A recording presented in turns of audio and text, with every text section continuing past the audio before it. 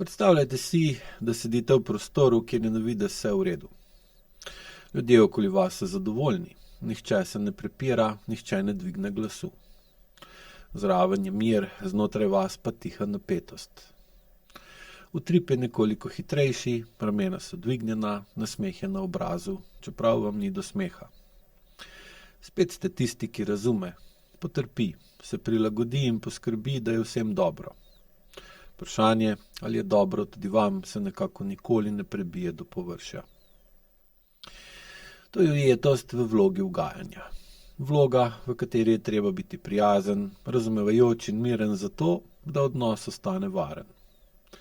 Ni pomembno, kaj čutite, pomembno je, da se drugi ob vas počutijo dobro. Sčasoma se tako vedenje ne zdi več odločitev, postane samoumevno. Postane del tega, kako hodite, kako dihate, kako ste prisotni v prostoru. Postane način preživetja.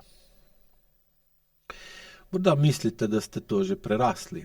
Zna se zgoditi, da bi na vprašanje, ali še vedno ugajate drugim, odgovorili, da ne več, da znate postaviti mejo, da ste se naučili reči ne. V praksi pa se ponavlja isto.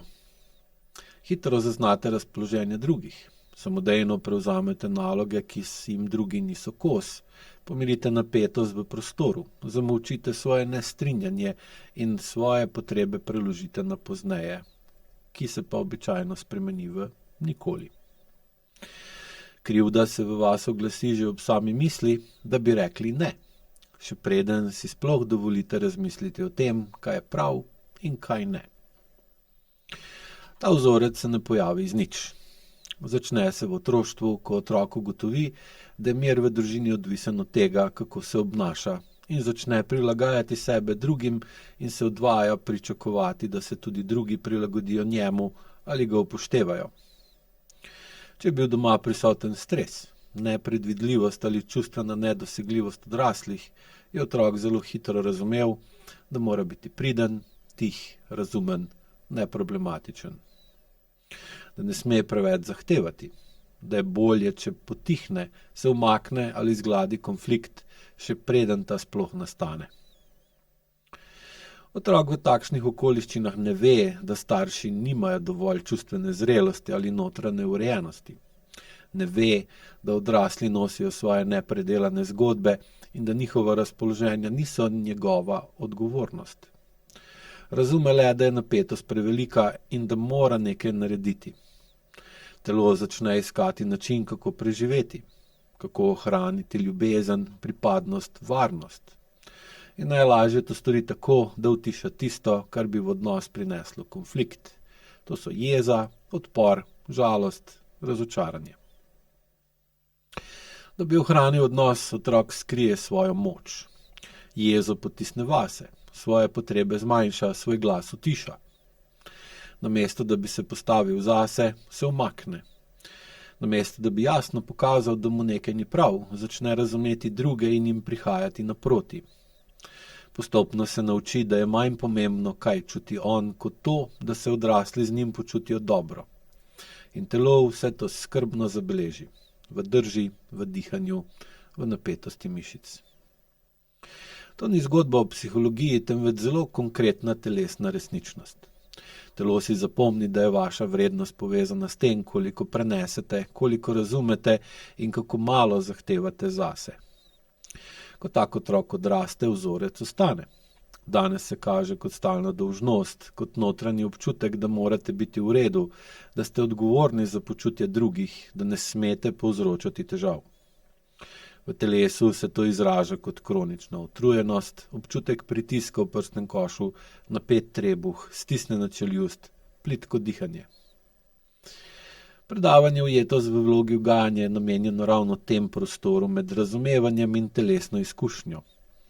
Mnogi zelo dobro poznajo svoje zgodbe, vedo, kaj jih je pripeljalo do tega, kaj se jim je dogajalo, razumejo svoje starše, razumejo okoliščine. Prebrali so knjige, obiskali predavanja, morda že veliko razmišljali o sebi. A telo deluje enako kot prej. V konfliktu se še vedno umaknejo, ob kritiki se še vedno takoj ali nepotrebno opravičijo. ob prošnji za pomoč še vedno avtomatično privolijo, tudi kadar so izčrpani. Razumevanje ni doseglo mišic in telesa. Ko pristop 2.0 zato postavi v središče telo. Ne teritorij, ne idealnih predstav, ne teorij, ampak kako bi moralo biti, temveč to, kar se v tem trenutku dejansko dogaja in je prisotno v vas. Skozi razlago boste razumeli, kako se je vloga pridnega in razumevajočega otroka zapisala v živčni sistem, v napetost, v držo. Spoznali boste, kako telo, ki se je nekoč naučilo pomirjati druge, danes še vedno nosi isto nalogo, čeprav tega od vas nihče več ne zahteva. Po predavanju boste lažje raziskali, kako se ujetost v ugajanju kaže v vaših odnosih, zakaj tako hitro prevzemate krivdo, zakaj vas notranje skoraj raztrga, če pomislite, da bi nekoga razočarali. Zakaj vam je težje reči ne, kot še enkrat prepričati, da boste že nekako zdržali. Zakaj se po druženjih pogosto počutite prazne, izčrpane, nekoliko odrezane od sebe, čeprav ste bili ves čas prijazni in navzven v stiku z drugimi. Hkrati boste bolj jasno videli, kakšno ceno plačujete v odnosu do sebe, koliko je v vašem dnevu prostora za vaše potrebe, kolikokrat v resnici sploh preverite, ali vam je nekaj sprejemljivo ali ne, in koliko odločitev sprejmete iz avtomatske želje, da bi ohranili mir, potolažili druge, preprečili konflikt in se izognili občutku krivde. Ko pristop ne ostane pa pri razlagi. Ključni del predavanja je izkustvo. Vodeni boste skozi AIKO vajo, pri kateri telo ne išče dosežkov, temveč občutek. Gibanje je počasno, zavestno in usmerjeno v zaznavo, ne pa v cilj. V takšnem gibanju se začne kazati, kje ste napeti, kje se zadržujete in kje sploh ne čutite. Kje se telo pripravi, da bi še enkrat bilo pridno, kje se samodejno skrči, da ne bo preveč, kje se odmakne še preden dobite možnost, da bi bili zares prisotni. Predavanje ujetost v vlogi ugajanja je namenjeno vsem, ki jim je postalo jasno, da cena za mir postaja previsoka, ki čutijo, da izgubljajo stik s sabo, svojim telesom, svojimi mejami, ki se prepoznajo v vlogi tistega, ki nosi več kot zmore, ki razume, še ko njega nihče ne razume, ki je prijazen tudi takrat, ko bi moral reči dovolj. Na tem predavanju ne boste dobili recepta, kako v nekaj korakih prenehati ugajati. Dobili boste nekaj pomembnejšega. Razumevanje, zakaj ste sploh morali začeti ugajati. Uvid, kako se je ta vzorec zapisal v vaše telo. In prvo konkretno izkušnjo, da je mogoče ta zapis počasi spreminjati. Da dobrota lahko ostane, vendar kot svobodna izbira, ne pa kot obveznost, zaradi katere izgubljate sebe. Če čutite, da se v tem opisu prepoznavate, je to predavanje prostor, v katerem se lahko na varen in urejen način začnete vračati k sebi. Ne na račun drugih, temveč na račun resnice v sebi in z več jasnosti v odnosih. Telo bo tisto, ki bo govorilo, vi pa ga boste lahko končno začeli slišati. Hvala lepa.